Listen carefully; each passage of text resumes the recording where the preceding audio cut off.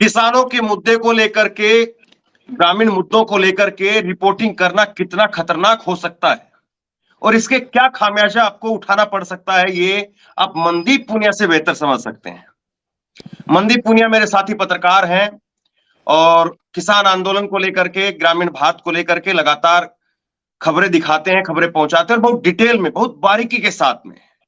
अक्सर मैं भी किसान आंदोलन की बात हो या और कोई बड़ा मुद्दा उस पर कवरेज करता हूं, लेकिन मनदीप डिटेल में बात करते हैं उसको लेकर के, डिटेल में खबरें करते, फिर बाद में किताब भी लिखते हैं।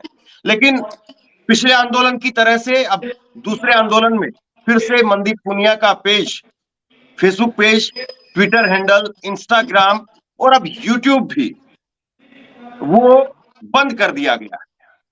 तो मनदीप, ये अब कौन सी बार हो रहा है?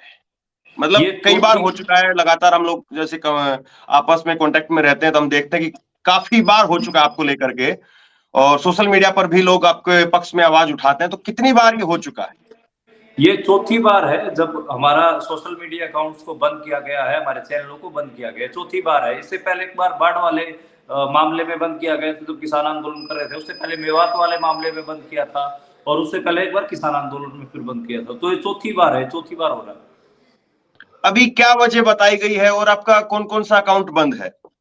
मेरा ट्विटर खुद का पर्सनल, फेसबुक, इंस्टाग्राम और ऐसे ही गांव सवेरा जो चैनल है हमारा, उसके सारे के सारे बंद, और हमारा YouTube channel Mandeep Punia unplugged, ये सब बंद है। ये भारत में इसका कोई भी कंटेंट नहीं दिखा रहा है और हमें ये कहा गया है कि हमने नेशनल सिक्योरिटी इश्यू के कारण ये सब आपके चैनल बंद किए हैं। तो आपका personal Twitter account, Facebook account, Instagram और आपके चैनल गांव सवेरा, गांव सवेरा का फेसबुक अकाउंट, ट्विटर अकाउंट और यूट्यूब अकाउंट सब बंद है। सब बंद है। तो क्या कोई ऐसी जो है वो कंटेंट गया था जिसमें कुछ ब्लड वगैरह दिख रहा हो, या कोई ऐसा जिसमें कोई खौफनाक जो है चीजें दिख रही हो, या आपको लग रहा है कि नहीं नॉर्मल कंटेंट था? नहीं, मैं नॉर्मल इस मामले में बहुत सतर्क रहता हूं, मुझे सोशल मीडिया की गाइडलाइंस का पता है, मैं बहुत नॉर्मल कंटेंट ही पोस्ट करता हूं, और जो बॉर्डर पर जो ग्राउंड जीरो से जो हम रिपोर्ट कर रहे थे बस वही भेज रहे थे। मतलब हम जो हमारे सामने रिकॉर्ड कर रहे थे अपने फोन के कैमरा से, उसी को ही हम ऑनलाइन चढ़ा रहे थे। उसके अलावा हम कुछ अपने पास से या फिर जैसे स्टूडियो में बना नहीं देते हैं ये टीवी गोदी मीडिया वाले कि बैठे स्टूडियो में होते हैं और दिखा देते हैं कि अफगानिस्तान में हम रिपोर्टिंग कर रहे हैं तालिबान के उसके बीच से, ऐसा नहीं था। अपने फोन के कैमरा से ही जो मैंने शूट किया था उस शंभू बॉर्डर पर खड़े होके वही सब हम डाल रहे थे। तो रेवेन्यू का और कोई सोर्स नहीं है, मैं जानता हूं कि कोई आपकी ऐसी माली हालत बहुत जो है वो जोरदार नहीं है, तो ऐसे में खतरा भी है एक तरह से। आपकी जो पूंजी है वो रातों रात गायब हो जाती है। एक पूंजी आपकी और हमारी सबकी यही है कि हमारे पास में हमने प्लेटफॉर्म जो तैयार किया वो मेहनत से तैयार किया और वो रातों रात चला गया, और उसके साथ साथ जो है वो रेवेन्यू जो थोड़ा बहुत भी जैसे तैसे भी आ रहा था वो भी नहीं। तो ऐसे में कैसे होगा? कवरेज नहीं होगी, और ये क्या सिर्फ इसीलिए किया जा रहा है कि कवरेज से रोका जाए? हाँ, ये इसीलिए किया जा रहा है कि कवरेज से रोका जाए, और जो नैरेटिव गोदी मीडिया के थ्रू सरकार चलाना चाहती है या फिर गोदी मीडिया जो नैरेटिव दिखाना चाहता है वही चले, और जो ग्राउंड जीरो से जो स्वतंत्र आवाजें हैं, जो इंडिपेंडेंट वॉइसेस हैं, जो रिपोर्ट कर रही हैं, वो लोगों तक ना पहुंचे, जो असल में ग्राउंड में घट रहा है वो ना पहुंचे। और आपने दूसरा कहा रेवेन्यू का, बिल्कुल ये हमारे प्लेटफॉर्म है, इनको हम बहुत जी जान लगाकर इनको तैयार करते हैं। जब इनको कोई ऐसे एक हिसाब से अभी तो ये कच्चे घरौंदे हैं, इन कच्चे घरौंदों को कोई पैर रख के मसल देता है, हमारे घरों को बिल्कुल ऐसे तबाह कर देता है। हमारे तो ये घर है जिनकी हमारी रोजी रोटी है, तो इसको कुचल देता है, तो दर्द होता है, तकलीफ होती है, और रोजी रोटी पर लात लगती है, तो आपको पता है जो दिल जितना चीजता है वो आपको पता ही है। तो ये मनदीप, इसका कोई सॉल्यूशन आपने देखा? कोई इसका कोई दूसरा समाधान हो सकता है, या कोई समाधान नहीं है, फिर से अपनी लड़ाई फिर से वही जीरो से शुरुआत करो? ये देखो 4 बार हम शुरुआत कर चुके हैं, बड़ा मुश्किल होता है आप जीरो से शुरुआत करो बार बार। तो मुझे तो ऐसा लगता है कि इसके खिलाफ कुछ ना कुछ हमें कोर्ट में दायर करना चाहिए। मैं आज पत्रकारों से मिला हूं, अभी भी मैं इंटरव्यू जो कर रहा हूँ प्रेस क्लब में बैठ के कर रहा हूँ, कुछ नीचे पत्रकारों से मेरी बात हुई है, और जो लोग प्रभावित हैं उन लोगों से बात हुई है। कारवां की भी एक स्टोरी हटा दी गई है, उनसे भी आज बात हुई, उनके संपादक से, हतोष बल से। तो यही कहा जा रहा है कि सारे इकट्ठा मिलके एक जॉइंट बनाते हैं, PIL और उसको दायर करते हैं। फिर देखते हैं कि कोर्ट क्या बोलता है इस बात पे। और ये शरेआम मतलब एक हिसाब से इसको आप कहेंगे तो सेंसरशिप कहेंगे, प्रेस की सेंसरशिप। ये अघोषित आपातकाल है, अनडिक्लेयर्ड इमरजेंसी है। जब डिक्लेयर्ड इमरजेंसी में जिस किस्म से अखबारों को और पत्रकारों को सेंसर किया जा रहा था, ये वही तरीका है। और जबकि कुछ कहा भी नहीं गया कि आपातकाल लागू कर दिया हमने, ऐसा कुछ भी नहीं कहा गया, फिर भी हमारे चैनलों को, हमारे आवाजों को बंद किया जा रहा है। तो ये सेंसरशिप है, प्रेस सेंसरशिप है। और इसीलिए हम सारे पत्रकारों ने, जो भी फ्री प्रेस यानी कि स्वतंत्र प्रेस के मायने जानते हैं एक लोकतंत्र के लिए, ये एक उदारवादी लोकतंत्र हम सब जानते हैं। उदारवादी लोकतंत्र में फ्री प्रेस, स्वतंत्र प्रेस के बहुत ज्यादा मायने होते हैं, ताकि ताकतवर को जनता के प्रति जवाबदेह बनाया जा सके। तो उसकी जवाबदेही तय करने के लिए ही हमने फैसला लिया है कि हम कोर्ट जाएंगे, सारे इकट्ठा होगा। मनदीप के बारे में मैं थोड़ा सा आपको ये बता दूं, वैसे मनदीप कोई पहचान के मोहताज नहीं है, साथ ही पत्रकार हैं। आप सब हमारे जो दर्शक हैं वो जानते हैं मनदीप को, जानते हैं मनदीप आपको सब। और मनदीप जो है वो बार बार जो है वो अकाउंट 4 बार, अभी बता ही रहे हैं खुद ही कि 4 बार अकाउंट उनका जो है वो उड़ा दिया गया है, 4 बार उनको दोबारा से अपना नया प्लेटफॉर्म बनाना पड़ा। और बहुत आसान तो क्या, बहुत मुश्किल चीज है, बहुत मुश्किल चीज है। कहने में जो है वो एकदम से आदमी के ऊपर दिल पे ऐसा धक्का लगता है, पूरा परिवार, पूरा खुद जो है वो सब टूट जाते हैं, पूरी टीम टूट जाती है। और ऐसे में बड़ी मुश्किल काम है। और वैसे ही जो है संसाधन नहीं होते हैं, तो बिना संसाधनों के साथ में काम करना, और जब आपके साथ में इस तरह से चोट पड़ती है तो निश्चित तौर पर धक्का तो जरूर लगता है। तो मनदीप, जिस तरह से ये आप लगातार आंदोलन में डे 1 से लेकर के और आखिरी तक जब कवरेज करते हैं, तो क्या मतलब पहले कोई थ्रेट भी आती है या डायरेक्ट जो है वो बंद कर दिया जाता है कोई, या इस तरह से होता भी है कुछ? नहीं, कुछ कोई मैसेज नहीं करते, ये कोई भी ईमेल नहीं करते, कोई आपको पहले बताते नहीं कि आपकी, और ये भी नहीं बताते कि आप वोलेशन क्या कर रहे हैं, किस वीडियो के आधार पर या किस रिपोर्ट के आधार पर हम आपके ऊपर कार्रवाई कर रहे हैं, कुछ नहीं बताते। सीधा एक आपको ईमेल आता है, उसमें लिखा होता है कि नेशनल सिक्योरिटी के कंसर्न्स के कारण आपके चैनल को हम बंद कर रहे हैं। अब हम कोई देश तोड़ने की गतिविधि तो नहीं कर रहे हैं, हम तो जो देश की जनता जो सड़कों पे है, देश का, अब ये देश तो जनता से बनता है ना, अगर उसकी जनता, देश की जनता अगर सड़कों पे है तो उसको दिखाने का काम कर रहे हैं हम तो, बल्कि लोकतंत्र को, इस देश के लोकतंत्र को मजबूत करने का काम कर रहे हैं, ताकि ताकतवर को, लोकतंत्र का मतलब ही तो यही है ना कि ताकतवर को जनता के प्रति जवाबदेह बनाया जाए, तो जनता जो सवाल उठा रही है वो दिखाए जाए। तो हम तो वही कर रहे हैं, हम तो बल्कि इस देश की नींव को मजबूत करने की कोशिश कर रहे हैं, लेकिन हमारे ऊपर उलट ये नेशनल सिक्योरिटी का और ये सब बोल के और हमारे चैनल को उड़ा दिया जाता है। और कभी अनऑफिशियल तरीके से भी कोई कॉल आती है कि आप ये ज्यादा कवरेज मत करिए, बंद कर दीजिए, या डिटेल में जाकर के मत करिए, बस ऊपरी तौर पर, फौरी तौर पर खबर करिए?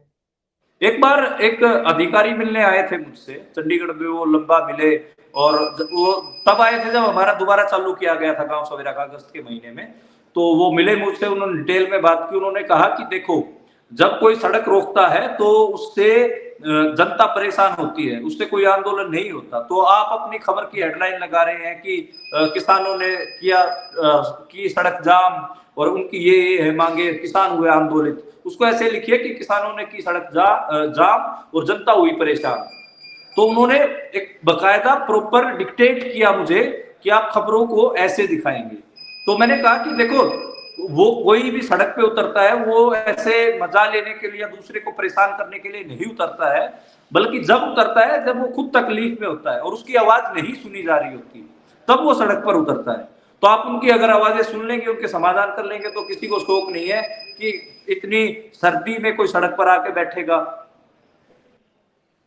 तो देखिए, मुश्किल तो बहुत है। और ये ऑफिशियल तौर पर और अनऑफिशियल तौर पर जिस तरह से पत्रकारों को परेशान करने वाली बात जो बीते कुछ वर्षों में जो लगातार बढ़ गई है, वैसे पत्रकारिता का कभी स्वर्ण काल तो रहा नहीं, लेकिन हाँ ये जरूर है कि अब मौजूदा समय में लगातार जो प्रेस इंडेक्स की जो हम बात करते हैं, फ्री प्रेस इंडेक्स की बात हम करते हैं, तो उसमें भारत जो लगातार गिर रहा है, तो उसका एक जीता जागता उदाहरण है मनदीप पूनिया। और गांव सवेरा जो इनका चैनल है, वो लगातार जिस तरह से बार बार ऊपर अपने आप को लेकर के आने की कोशिश करते हैं, फिर उसके बाद में चोट मार करके फिर जीरो पर नीचे गिरा दिया जाए। तो मनदीप, जिस तरह से ये अभी कवरेज हो रही है और इसको कवरेज को जिस तरह से दिखाया जा रहा है, तो पहला तो यही है कि जो दिल्ली से बड़े बड़े चैनल जाते हैं, उनके बड़े बड़े एंकर जाते हैं, तो उनको पुलिस प्रोटेक्शन भी देती है और पुलिस की तरफ खड़े होकर के वो आसानी से आराम से जो है वो अपना कवरेज भी करते हैं, फीड भेजने के लिए भी उनको सहूलियत होती है। लेकिन जिस तरीके से हम लोग हैं खास करके जिनके बड़े प्लेटफॉर्म नहीं है या ज्यादा संसाधन नहीं है, तो उन लोगों के लिए पहली तो एक तो परेशानी यही है कि कैसे वो कवरेज करें और फिर उसको भेजें। और ऐसे में जब दूसरे तरीके से जब परेशान किया जाए, जैसे आपको अभी परेशान किया जा रहा है, और कई ऐसे नेताओं के और पत्रकारों के अकाउंट सस्पेंड किए गए हैं, बंद किए गए हैं, इंडिया में दिखने बंद हो गए हैं, तो ऐसे ऐसे कंडीशंस के साथ में हो रहा है। तो क्या सीधे तौर पर यह माना जाए कि ये एक हथकंडा है कि बस आंदोलन की कवरेज ना हो, कुछ लोग अपने बैठे वहां पर और बैठ करके और वापस वहां से चले जाएं, सिर्फ और सिर्फ जो है इसको राजनीतिक तौर पर एक हथकंडा माना जाए? फिर बिल्कुल आपने सही पॉइंट उठाए, कई पॉइंट उठाए आपने अपने सवाल में और सारे सही हैं। आपने पहला पॉइंट उठाया कि किस किस्म से गोदी मीडिया के एंकरों को, पत्रकारों को सहूलियतें दी जाती है और जो एम्बेडेड जर्नलिज्म है, जिसको हम नत्थी पत्रकारिता कहते हैं, तो वो कैसे पुलिस और जो सरकार है उसके साथ नत्थी होके, एम्बेड होके पत्रकारिता करते हैं और जनता के खिलाफ एक नैरेटिव बनाते हैं, वो बिल्कुल सही बात है। दूसरी बात, जो इंडिपेंडेंट प्लेटफॉर्म है जैसे आपका है, उनके लिए चुनौतियां, क्योंकि हमको पता है कि इंटरनेट बैन कर रखा है वहां पर, तो हम पहले वहां पर शूट करते हैं, उसको रिकॉर्ड करते हैं, फिर आप जैसे लोग बाहर भागते हैं, 20-20, 50-50 किलोमीटर दूर जाते हैं, उस एरिया से बाहर जाते हैं, फिर उसको भेजते हैं, तो वो चुनौतियां। और तीसरा कि ये सब इसलिए किया जाता है ताकि जो आंदोलन हो रहा है या फिर जो जनता जो परेशान है, जो क्राइसिस है, उसमें जो लोग लड़ने के लिए बाहर निकले हैं, उनके नैरेटिव को बिल्कुल जीरो कर दिया जाए, उनको दिखाया ही ना जाए, और जो स्टेट का नैरेटिव है वो लगातार आगे बढ़ाया जाए। इसमें धर्मेंद्र बस मैं अपनी तरफ से एक बात और ऐड करूंगा कि अब सरकार के पास हजारों संसाधन, पत्रकारिता या स्वतंत्र प्रेस क्यों जरूरी है, हमारे जैसे आप जैसे लोग क्यों जरूरी हैं? देखिए, सरकार के पास हजारों संसाधन होते हैं अपनी बात कहने के, जैसे कि उनके पास डीडी नेशनल है, डीपीआईआर है, और हमें पता है कि कितनी ही उनकी एजेंसियां हैं, पूरा का पूरा उनका प्रचार तंत्र है और कितने चैनल भी उनके उनके पक्ष के हैं।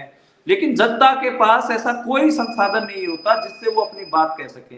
तो ऐसे में फिर फ्री प्रेस यानी कि एक स्वतंत्र प्रेस का निर्माण होता है सोसाइटी में, समाज खुद करता है। मतलब हम कोई ऐसे नहीं है कि हमें सपना आया और उठ के हो गया, हम भी सोसाइटी का बाई प्रोडक्ट, हमें पैदा किया है जरूरत ने, हमारी जरूरत हुई समाज ने, इसलिए हमारे नंबर्स, हमारे सब्सक्राइबर कोई प्लूटो ग्रह से नहीं आए हुए, दूसरे ग्रह से, मंगल ग्रह से नहीं आए हुए, हमारे सब्सक्राइबर्स यही जनता है, यही हमारा। तो इस जनता ने ही हमें ऊपर उठाया है, हमारे सब्सक्राइबर बेस बढ़ाया है, हमें जानती है, और उनको लगा कि ये बच्चे अच्छा काम कर रहे हैं, भाग दौड़ कर रहे हैं, अच्छी खबरें दिखाते हैं, इसलिए हमें सब्सक्राइब किया है।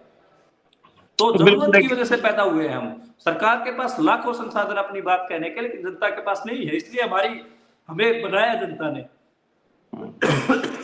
मनदीप जो है वो बिल्कुल साधारण तौर पर जो है जो बातें कही जाती ताकि आम लोगों के समझ में आ जाए, उस तरह से बात कह रहे हैं। और मैं थोड़ा सा इसको और थोड़ा आपको खोल के बताऊं कि अगर लोगों की जरूरत नहीं होती तो शायद हम जैसे लोगों को उस तथाकथित मेन स्ट्रीम मीडिया में जगह भी नहीं दी जाती।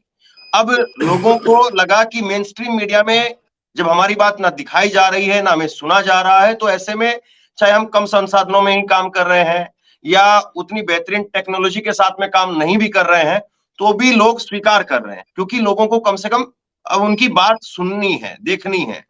और बड़ी बात यह है कि अब ऐसे में कैसे सरवाइव किया जाए, क्योंकि अगर हम लोग खबर ही नहीं दिखा पाएंगे, मनदीप जैसे लोग जो है वो खबर ही नहीं दिखा पाएंगे, तो फिर कैसे जो है वो आप तक खबर पहुंचेगी, कैसे आप तक बात पहुंचेगी? मनदीप का और मेरा एक अलग तरह का रिश्ता है, भाई जैसे जो है हम लोगों के जो है वो आपस में व्यक्तिगत संबंध है। और मनदीप बहुत शुभकामनाएं हैं और इस लड़ाई में हम सब आपके साथ में है।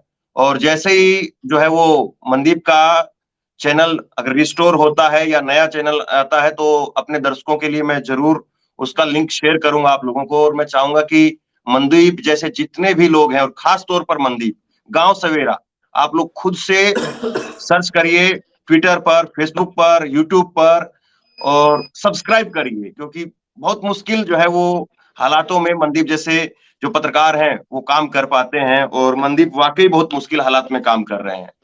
रेवेन्यू नाम की कोई चीज नहीं है, जीरो रेवेन्यू पर काम करना और उसके साथ साथ इतने खतरे लेकर के काम करना, फिर उसके साथ साथ जो है वो परिवार को रिस्क में डालना, अपनी जिंदगी को रिस्क में डालना, जेल जाना, ये सब कुछ जो है वो झेलना और उसके बाद में भी फिर जो है वो आपके सामने है। तो मनदीप बहुत बहुत धन्यवाद।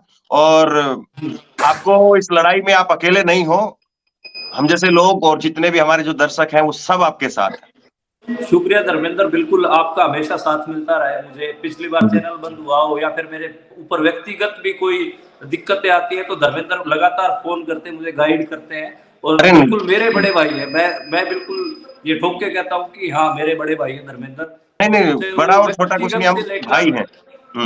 हाँ, और शुक्रिया धर्मेंद्र। बिल्कुल चाहे ये जितना ही भी बंद कर ले, हमें चौक पे जाकर, चौराहों पर जाकर अगर हमारी रिपोर्टें पढ़नी पड़ी तो हम वो भी करेंगे, चाहे कितना ही कुछ भी कर ले, हम अपनी पत्रकारिता नहीं छोड़ेंगे। तो बहुत बहुत धन्यवाद, लड़िए जी। तो ये मनदीप पुनिया थे जिनको आप सुन रहे थे, और मनदीप एक बड़ी लंबी लड़ाई की तैयारी कर रहे हैं और इस लड़ाई में कभी भी कोई भी जो है वो उसका नंबर आ सकता है। जो सोच रहा है कि नहीं मैं तो अभी कम से कम बचा हुआ हूं तो मैं दूर हूं, लेकिन कोई भी कभी भी जो है उस लड़ाई में उस चपेट में आ सकता है और कब किसका नंबर आ जाए, यहाँ पर अगला घर किसका हो जाए, यहाँ पर सबके घर फूस के हैं, तो कब किसके घर में वो चपेट पहुंच जाए कुछ नहीं कहा जा सकता।